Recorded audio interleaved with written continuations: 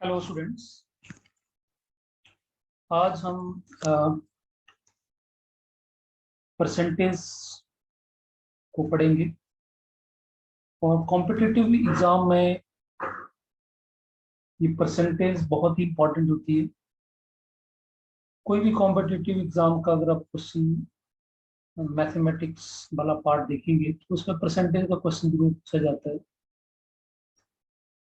और आज के लेक्चर की ये दो हाईलाइट्स हैं कि अगर ए की इनकम R% बी से ज्यादा है, if A's income is R% more than that of B, then B's income is less than that of A question mark। इस तरह का क्वेश्चन भी आपको एग्जाम में आ सकता है।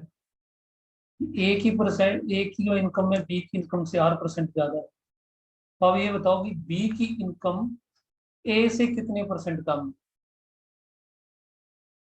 Got my point? If the price of A commodity decrease by R%, किसी चीज का रेट जो है वो R% कम हो गया, then increase in the consumption so as not to decrease the expenditure is। तो आप बताओ उसकी कंजम्पशन कितनी बढ़ेगी अगर हम जितना एक्सपेंडिचर को सेम रखें और हम एक्सपेंडिचर विल बी सेम, तो हमारा कितना कंजम्पशन बढ़ जाएगा। ठीक, तो इस तरह के क्वेश्चंस अगर आपको एग्जाम में आए तो आप इस लेक्चर को सुनने के बाद इस तरह के क्वेश्चन आप कर पाएंगे। तो सबसे पहले थोड़ा बेसिक से स्टार्ट करते हैं। What is percentage? परसेंट का मतलब होता है सीधे लैंग्वेज में 1/100। बस, ज्यादा कुछ सोचना नहीं इसके बारे में। Got my point? इसका मतलब होता है 100th, ये हो गया 100th।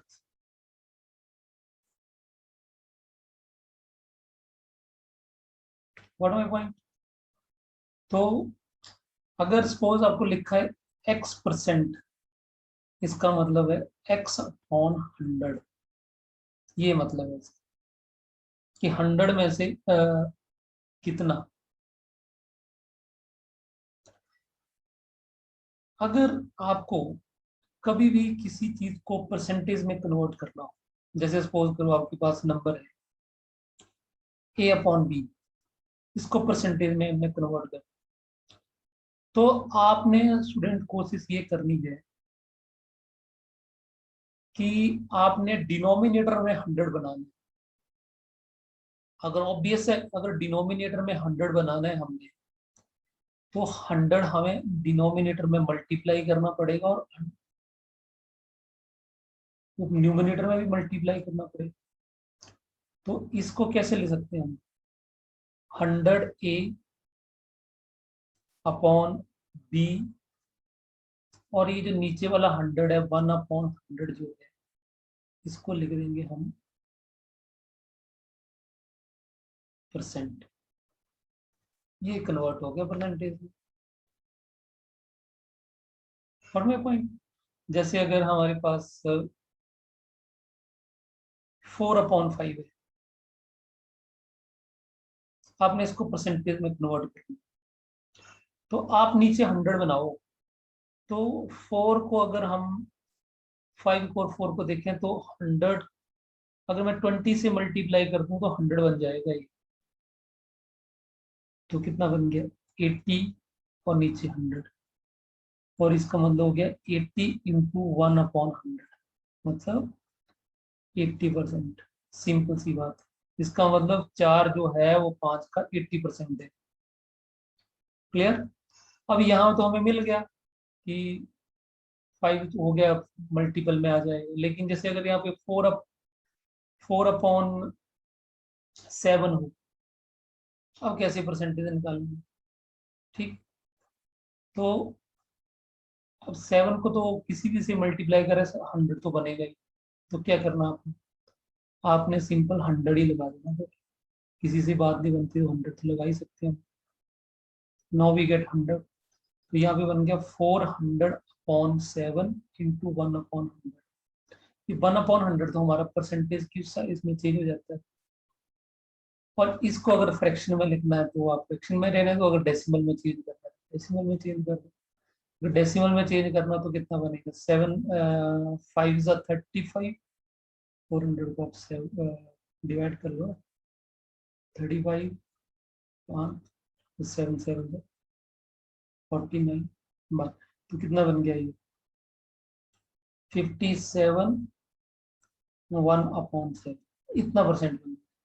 नेक्स्ट फ्रैक्शन में इस तरह से लिख सकते हैं। तो आई होप कि आपको ये चीज समझ आ गई कि परसेंटेज का मतलब क्या होता है। मतलब आपने डिनोमिनेटर में 100 बनाना है, जैसे मैं दैट्स ऑल। अच्छा, सम टाइम ऐसे भी होता है कि परसेंटेज आपकी 100 से भी ज्यादा हो सकती है। व्हाट माय पॉइंट, वो कैसे होगा, ये देखो। अगर मैं यहाँ पे 7/100, अगर यहाँ पे मैं लिख देता हूँ 4/3, अब ऑटोमेटिकली 3 में से 4 आ रहे हैं तो 3 से तो ज्यादा ही हो गया ना। व्हाट माय पॉइंट, अगर मैं इसको परसेंटेज में कन्वर्ट करूँ तो क्या आएगा हमारे पास, 400/3 इंटू 1/100, परसेंटेज में चेंज हो जाएगा। तो ये कितना बनेगा, 3 1 जा 3 10, 3 1 फिर 3 आएगा, फिर 1 बचेगा, तो कितना हो गया 133 1/3%। ये 100 से भी ज्यादा परसेंटेज इसलिए होगी क्योंकि ये 3 से भी ज्यादा, क्योंकि हम ये मानते हैं कि डिनोमिनेटर जो होगा वो छोटा होगा। अगर डिनोमिनेटर बड़ा, डिनोमिनेटर आपका छोटा हो, न्यूमिनेटर ज्यादा हो, इसका मतलब 100 से ज्यादा परसेंटेज आने वाली है। ठीक, गॉट माय पॉइंट। तो इस तरह से ये चीज को हम ध्यान में रख सकते हैं। और तो इस तरह का कोई भी क्वेश्चन आए तो यू कैन डू, जैसे अगर आपको आगे कि आप इसको फ्रैक्शन में कन्वर्ट करें, जैसे आपके पास क्वेश्चन इस तरह से कन्वर्ट इनटू फ्रैक्शन, तो कुछ नहीं करना, आपने जो नंबर है वो ऐसे लिख देना, ऐसे लिख देना, और इस परसेंटेज की जगह लिख देना आपने 1/100, बस। बाकी सिंप्लीफिकेशन कर लेनी है आपने, जो भी सिंप्लीफिकेशन हो रही है इसकी डेसिमल में कन्वर्ट कर लो। कितना बन गया ये, कितने प्लेसेस आएंगे, 100 इंटू दिस, ये अंडर वैल्यू और ये को डेसिमल में इसको फ्रैक्शन में कन्वर्ट कर लिए। अब यहाँ से हम कैंसिल करें तो ये आपके पास, सो दिस इज 1/5000, ये फ्रैक्शन में कन्वर्ट होगी। ठीक, और अगर हमें किसी को रिवर्स करना है, अगर हमें कोई नंबर डेसिमल में कन्वर्ट करना हो, जैसे 34% है, इफ यू वांट टू इसको डेसिमल में कन्वर्ट करना है तो 34 वो परसेंटेज का आपको साइन का मतलब आ गया 1/100। तो अगर डेसिमल में करना 1 2 2 डेसिमल, तो यहाँ पे पॉइंट कहाँ लगे, 1 2 2 प्लेसेस के बाद 30.34 है। ठीक, तो इस तरह के बहुत सारे क्वेश्चंस होते हैं जो एग्जाम में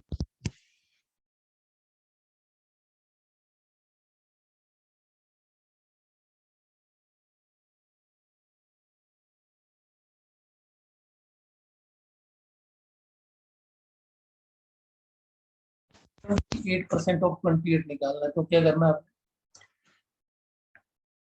ऑफ का मतलब मल्टीप्लाई होता है सिंपल है इसमें, और 70% का मतलब 70/100 इंटू 28, सिंपल। आई थिंक कोई आपको डाउट नहीं है, परसेंटेज का मतलब 1/100, तो डिनोमिनेटर में 100 लगा दिया, यहाँ से 0 से 0 कैंसिल हो गई। और तो कुछ अगर आप इसको फ्रैक्शन में करना है तो ठीक है, फ्रैक्शन में करना तो कैंसिल मत करो, मल्टीप्लाई कर लो। 28 मल्टीप्लाई 7 इज 196, और डिनोमिनेटर में 10, दैट इज 19.6। तो 28 का 70% जो होगा वो 19.6 होगा। मतलब अगर जैसे आपको बोलूँ कि 50% ऑफ 28 कितना होगा, तो 28 का पर 50% आधा हुआ, मतलब तो 14 होगा सीधा आंसर। Got my point? इसका मतलब परसेंटेज का मतलब होता है कि 28 को हमने 100 पार्ट्स में डिवाइड करना है। ठीक, तो अगर आप 50% मतलब आधा, तो 24 का आधा कितना होगा? 28 का आधा 14 ही होगा। तो this like yeah, one more question we can take. 56% of 5, 50%, और 56 थोड़ा ज्यादा है, इसका मतलब देखो 50% 5 का कितना बनेगा? 2.5, ढाई से ज्यादा होगा। थोड़ा इस तरह से भी अपने आप को दिमाग में रखना है। ठीक, तो 56/100 इंटू 5। तो अगर आप डेसिमल में कन्वर्ट करना तो पहले मल्टीप्लाई कर लो, तो कितना बन जाएगा? 33, 30 एंड 5 5 25 प्लस 3 28/100, और इसको कैंसिल करोगे एक जीरो और डेसिमल लगा दो एक के साथ, तो 0.8, ये देखो 2.5 से ज्यादा है। ठीक, so this type of question में भी ask. One more question can be ask कि आप ये बताओ कि what percent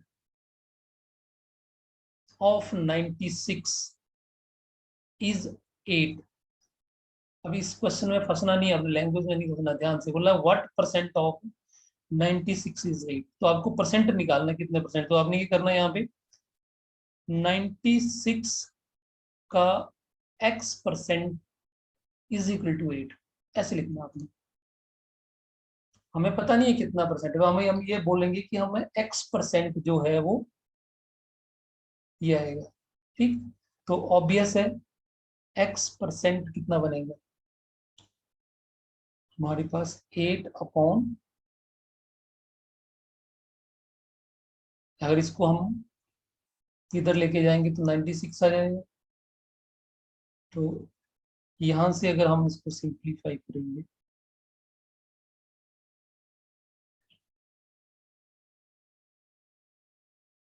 और इसको भी मैं अपॉन 100 लिख देता हूँ, परसेंट का मतलब आपको बताइए 100।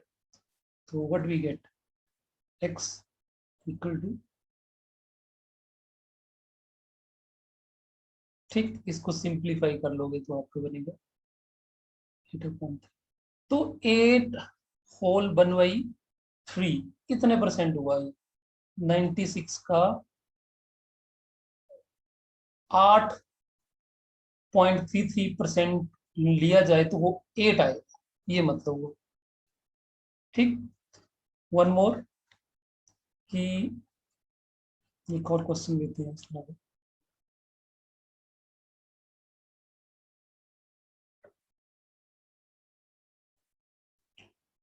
कि आप ये बताओ कि 120, 120, what percentage of 120 of 90?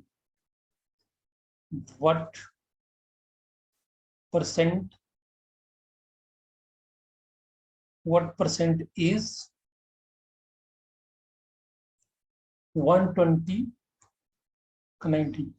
मतलब अगर हम 120 जो है वो 90 का कितना परसेंट है? तो ऑब्वियस है 90 से तो 120 ज्यादा है। What percent is 120 of 90? Got my point? तो इसका मतलब है कि, इसका मतलब ये है 120 ऑफ 90, इसका मतलब 90 में से 120 क्या परसेंटेज क्या होगा? तो अब देखो 90 से ज्यादा हो गया, इसका मतलब 100% से ज्यादा होनी है, क्योंकि अगर 90 पे 90 आता तो आपका पूरा पूरा 100% आ जाता। तो इसकी परसेंटेज निकालनी है, तो ऑब्वियस हम क्या करेंगे, पहले तो इसको हम कैंसिल कर सकते हैं। So what we get 12/9। अब परसेंटेज में कन्वर्ट करना है तो आपको पता है नीचे 100 लगाना है, ऊपर 100 लगाना है। तो यहाँ पे क्या बनेगा आपके पास, ये इतनी परसेंट बनेगा। और इसको आप सिंप्लीफाई करेंगे तो व्हाट विल गेट, ये 133%, एक 133 होल 1/3% होगा 120 90। उसी तरह से अब 5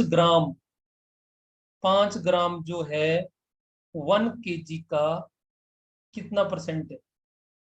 अब ग्राम हो पहले तो यूनिट सेम होनी चाहिए, तो इसको इस क्वेश्चन का मतलब हो गया 5 ग्राम ऑफ 1000 ग्राम। ठीक, अथवा यहीं पे क्वेश्चन गलत हो जाएगा। तो 5 ग्राम ऑफ 1000 का मतलब हो गया 5/1000। तो परसेंटेज 100 लगाने की जरूरत नहीं, 100 तो ऑलरेडी डिनोमिनेटर में पड़ा है, हमें 100 यहीं से अलग कर लेते हैं ये, और 100 ये अलग कर लिए, तो इसका तो बन गया परसेंटेज साइन। और यहाँ पे 1/, इसका मतलब क्या हुआ 1/2, मतलब हाफ 0.5% हुआ इसका, इसका मतलब हुआ 0.5%। Got my point. जब भी परसेंटेज निकालनी है तो पहले तो यूनिट सेम चाहिए। So this type of questions you can do. और भी क्वेश्चन कोई अगर आपको डाउट होगा तो you can ask me. Okay, now next question is very very important. Next you can say this is the main. अगर हमें ये बोला गया है कि जो एक इनकम है is R% more than that of B, then what is B's income is less than that of A। तो इसके दो तरीके हमें करने की क्वेश्चन के, थोड़ा टाइम लगेगा बट मैं आपको एक्सप्लेन करता हूँ कि अगर मान लेते हैं हमने कि लेट बी की इनकम मान ली मैंने कि एक्स है, ठीक, तो ए की इनकम कितनी होगी, ए की इनकम होगी। अब इसमें ये प्रॉब्लम होता है कि किससे किस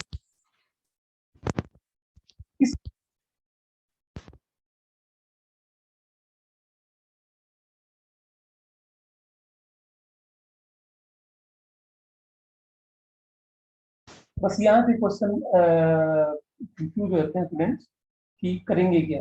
तो ये बन गया R/100 into x, so that is x/100 common ले लेंगे और यहाँ पे बन गया हमारे पास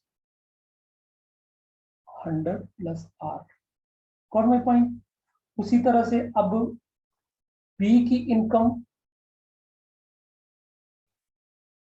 less from A's income, A की इनकम से कितनी कम होगी। अब ए की इनकम तो ये है, ए की इनकम तो ये आ गई, बी की इनकम है, दोनों को माइनस कर देते हैं।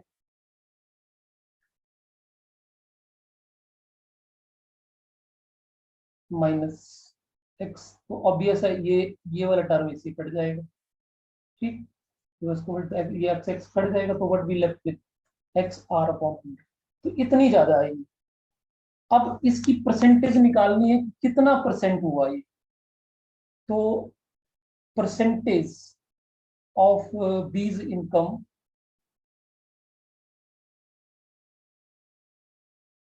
लेस फ्रॉम ए।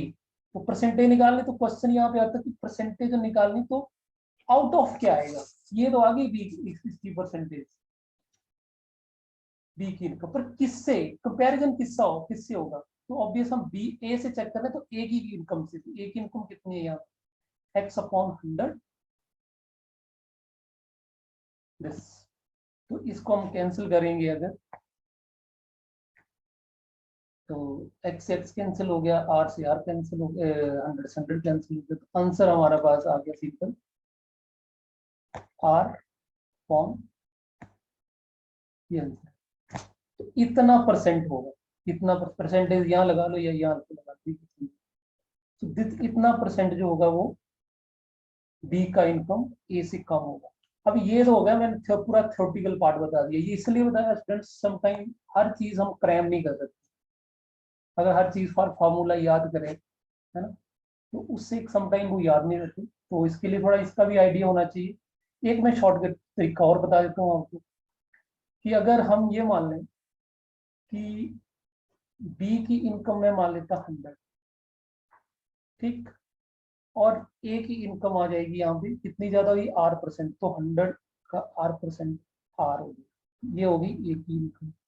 ठीक, अब बी की इनकम कितनी कम हुई ए से, 100 plus R minus 100, so that equal to R. ठीक, तो अब परसेंटेज निकालनी है कि बी की परसेंटेज कितनी कम है इससे, तो ऑब्वियस है बी की इनकम डिवाइड बाई ए की इनकम, क्योंकि कंपैरिजन ए से हो रहा है। ये आंसर है, देखो यही आंसर है। तो समटाइम कुछ स्टूडेंट्स 100 से कंफर्टेबल होते हैं, तो उनके लिए ये तरीका ठीक है। दोस्त अगर आप कहते हैं कि 100 नहीं मानना है, आपने वेरिएबल लेके ही करना है, you can go through this. ठीक, अब सेम क्वेश्चन अगर हम, तो अब इसका आंसर आपको मिल गया होगा। इसका आंसर होगा R upon percent, R upon 100 plus R percent. अब सेम क्वेश्चन अगर हम इस क्वेश्चन को उल्टा कर देते हैं कि अगर if as income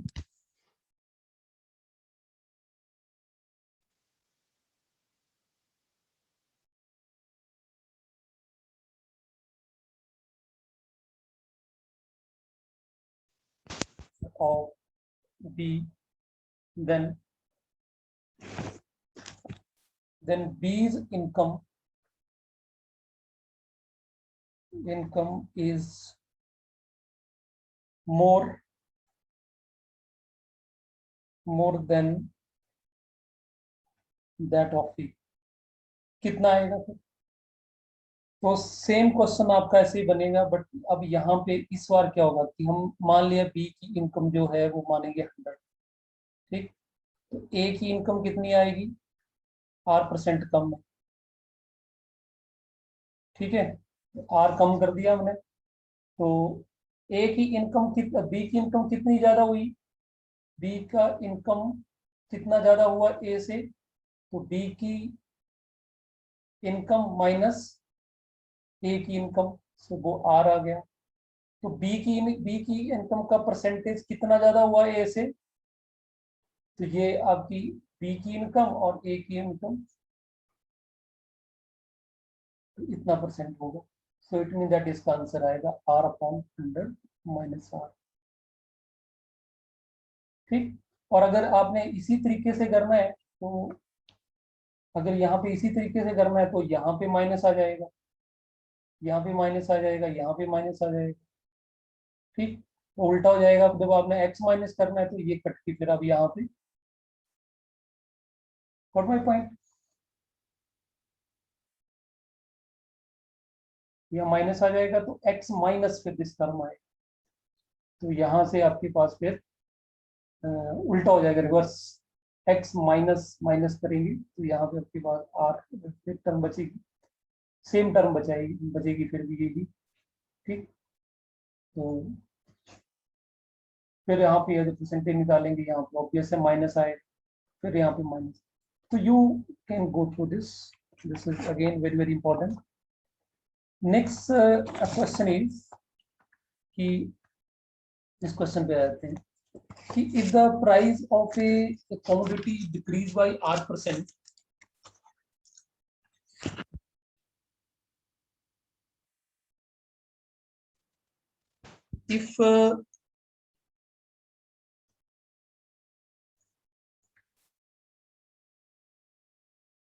if the price of a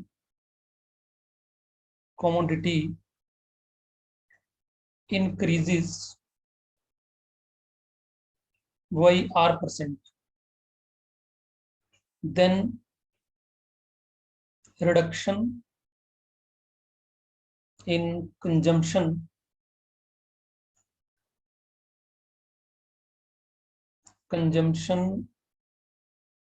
so as not to increase the expenditure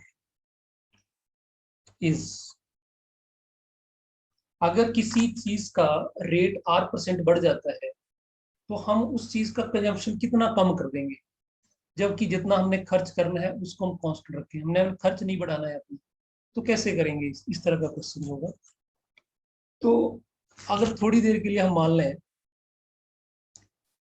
कि मैंने मान लिया कि late price of the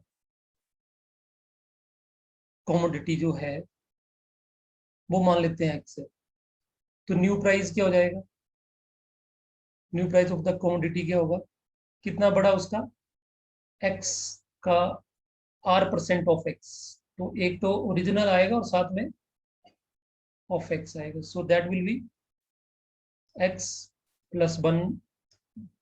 same question बन रहा है जैसे पहले आया। ठीक, अब हम मान लेते हैं कि पहले कंजम्पशन जो होती थी वो लेट कंजम्पशन मान लिया हमने वाई, तो एक्सपेंडिचर कितना होगा,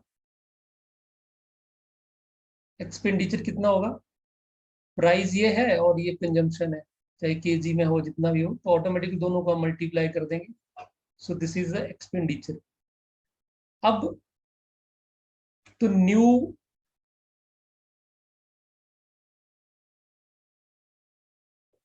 न्यू कंजम्पशन कितनी होगी, अब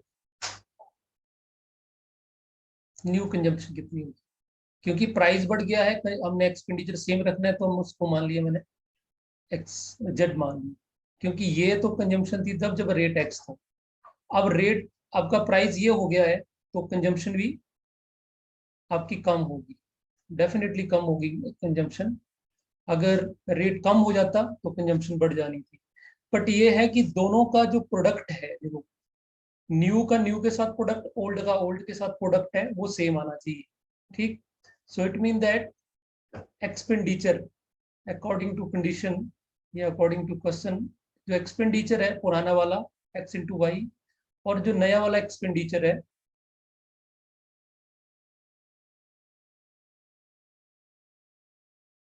x1 प्लस ये। ठीक, तो एक तो एक्स एक्स कैंसिल हो गया यहाँ से, और हमारे पास यहाँ से z मिल गया, तो z कितना आया y, और इसको हम अगर उधर को क्रॉस मल्टीप्लाई करें तो यहाँ पे आएगा 100y, और डिनोमिनेटर में आ जाएगा 100 प्लस r। ठीक, यहाँ पे एलसीएम ले सकते हैं ना, तो x अपॉन 100 और 100 प्लस r। ठीक है, तो अब हमारे पास न्यू कंजम्पशन आ चुकी है, तो अब हम चेक कर सकते हैं इजिली कि कितनी कंजम्पशन रिड्यूस हुई होगी, कितनी कंजम्पशन रिड्यूस हुई होगी। तो यू कैन सी, हम क्या करेंगे, पुरानी कंजम्पशन से जो नई वाली कंजम्पशन है उसको माइनस कर देंगे। ठीक, तो व्हाट भी, उससे हमारे पास रिडक्शन आ जाएगी, तो reduction in consumption is equal to पुरानी कंजम्पशन माइनस न्यू कंजम्पशन। ठीक, so that will be y minus 100y upon 100 plus r,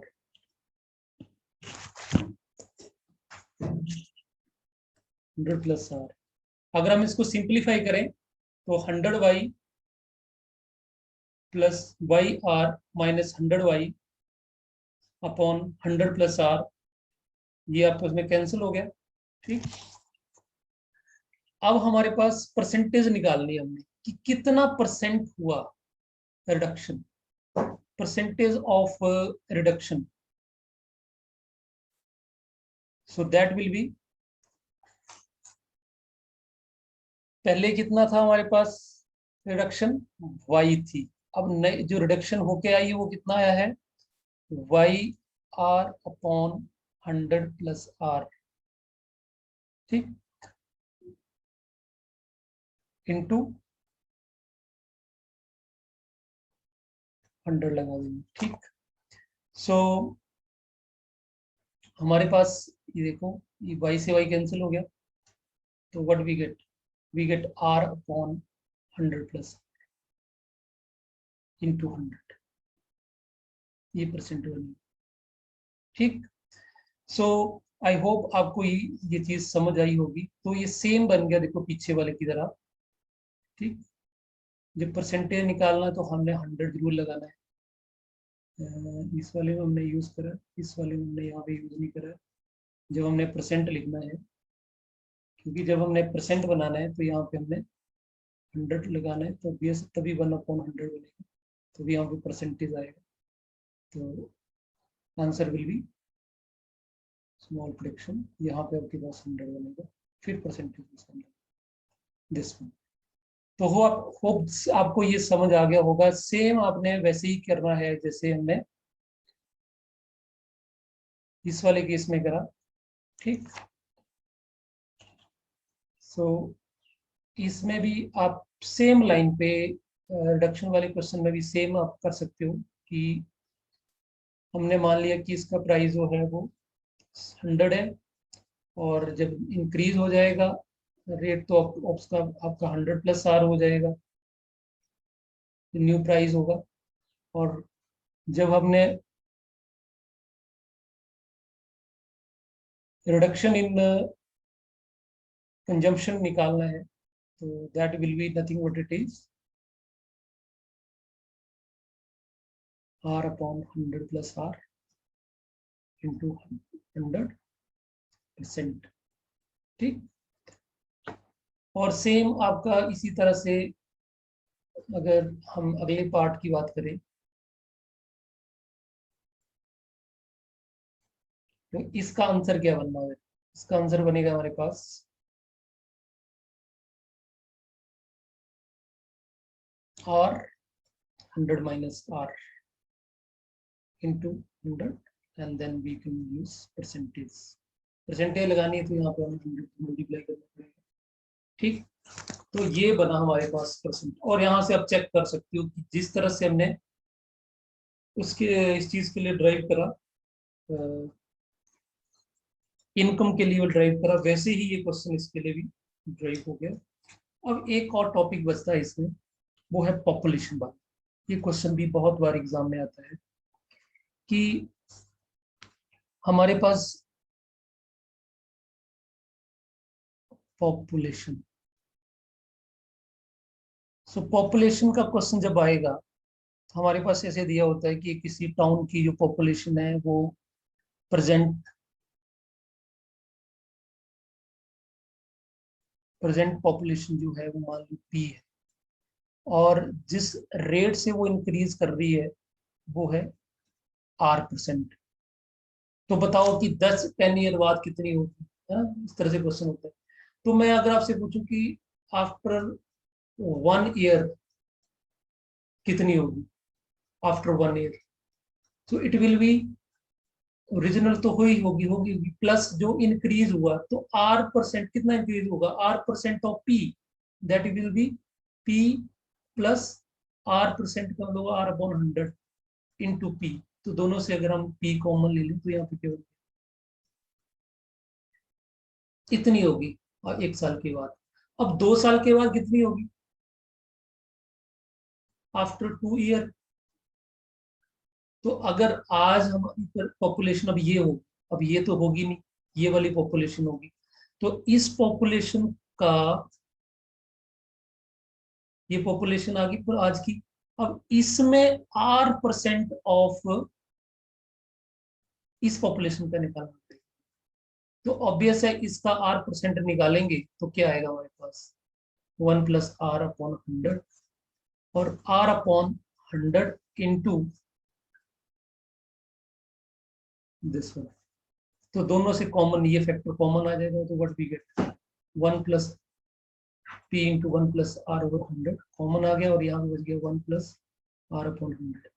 तो ये तो सेम ही हो गया, इट मीन दैट यहाँ पे क्या होगा 1+R/100 रेज टू पावर 2। तो क्या देखा आपने, इट मीन दैट जब 1 ईयर था यहाँ पावर 1 आई, यहाँ पे 2 होगी, और P तो सेम ही रहा। तो इसका मतलब क्या हो गया कि आफ्टर 3rd ईयर, 1 साल के बाद 3 साल बाद कितनी होगी, आफ्टर 3 ईयर पॉपुलेशन कितनी होगी, P into 1+R/100 raise to power 3। तो इट मीन दैट ये तो फार्मूला ही बन गया। अगर आफ्टर आपने एन ईयर फाइंड आउट करनी है तो आप क्या करो, p into 1 plus R raise to power N, that's all, this is the formula. Okay, ये तो आपको क्लियर हो गया कि आफ्टर निकालना हो। कई बार क्या होता है, आपको पूछा जाता है कि what is the population, population population N year ago, N year ago. After की तो बात क्लियर हो गई, और अगर आपको बोला कि एन ईयर एगोस कितनी पॉपुलेशन थी तो कैसे करेंगे? देखो, एक एक साल पहले की पॉपुलेशन निकालते हैं। मान लो कि प्रेजेंट जो है, प्रेजेंट पॉपुलेशन जो है वो पी है, ठीक। अब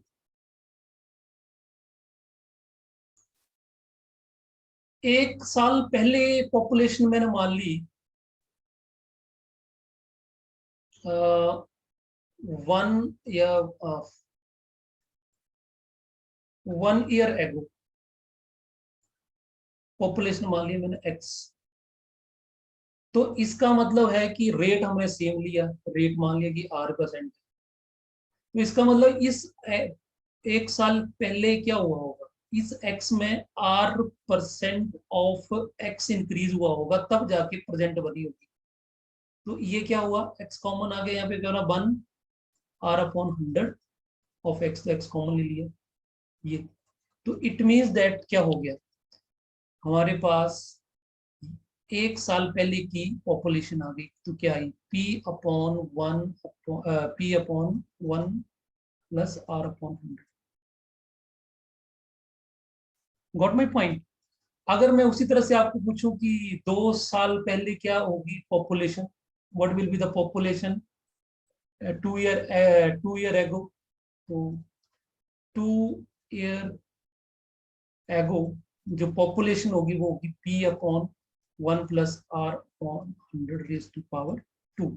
तो इसी तरह से एन एन ईयर एगो जो पॉपुलेशन होगी that will be P/1 plus R raise to power. Like how, hope कि आपको ये चीज समझ आ गई होगी, ठीक। और नेक्स्ट बात आती है डेप्रिसिएशन की, बात आती है कि डेप्रिसिएशन कैसे होती है।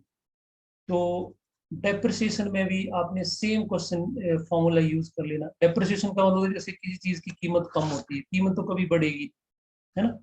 जैसे हम कोई नई कार खरीदते हैं, तो जब हम उसकी इंश्योरेंस कराते हैं तो आप देखेंगे कि हर साल के बाद हमारी गाड़ी की वैल्यू कम हो जाती है, डेप्रिसिएशन, ठीक। क्योंकि हम इसको यूज करते हैं, और कहीं उसका गाड़ी का एक्सीडेंट हो जाए तो उसकी डेप्रिसिएशन बड़े ज्यादा रेट से डिक्रीज करते हैं इंश्योरेंस कंपनी। उसका अदरवाइज डेप्रिसिएशन का एक रेट हमें फिक्स दिया होता है, ठीक। तो अगर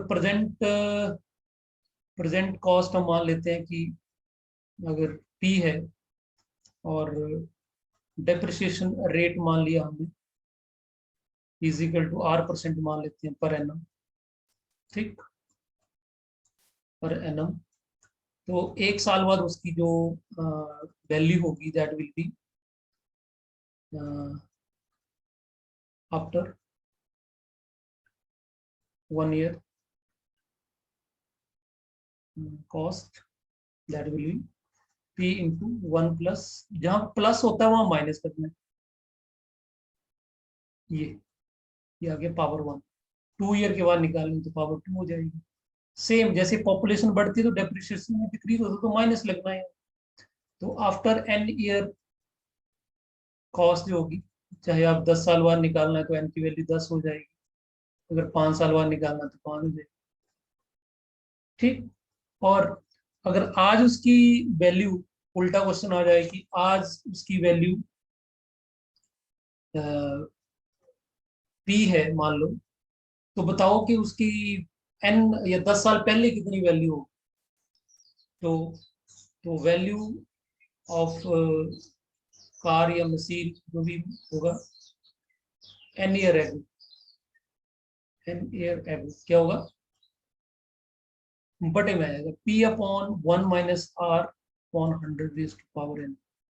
So this will be the cost an year ago. So students, video थोड़ा लंबा हो गया है, तो आई होप आपको ये पसंद आया होगा। अगर आपको अच्छा लगा हो तो आप सभी अपने फ्रेंड्स के साथ शेयर करें इसको, और इसके क्वेश्चन हम नेक्स्ट वीडियो में कोशिश करेंगे कि एक एक क्वेश्चन इसका किया जाए। So thank you for watching this.